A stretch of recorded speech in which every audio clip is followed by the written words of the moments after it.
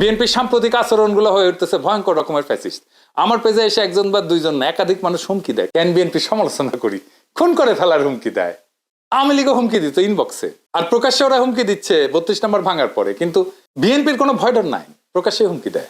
আমি আজকে একটা দেখাচ্ছি কি কারণে সে আমাদের দেশে আসতে দেবে না বা আসলে বাইসা থাকতে দেবে না, ওটা ওরাই জানে। এরা ক্ষমতা আসলে কি করবে আল্লাহ মালুম। হ্যাঁ, আইডম থাকলে করে নিস রে ভাই, হ্যাঁ করে নিস, যে জিতবে ওই তো সিকান্দার হবে। অ্যাডম থাকলে তুই আমাকে দেখে নেবো, আমার অ্যাডম থাকলে তো করে দেখে নেবো। এটাই রাজনীতি।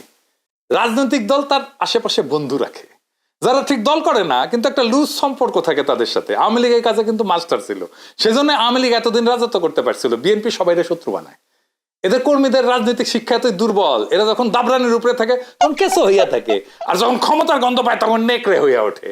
যাই হোক, এগুলো নিয়ে আলাপ করবো পরে, নির্বাচন আসুক, ক্যাম্পেইন করে দেবো, দেখাই দেবো জনগণকে কাদের ভোট দিতেছেন, দেখেন কিছুই হবে না হয়তো, কিন্তু আমি খায় না খায় কন্টেন্ট বানাবো। শুধু আমরা যে গালিগুলো দিছে বিএনপির কর্মীরা, সেগুলো কম্পাইল করলে না 10টা এপিসোড হয়ে যাবে।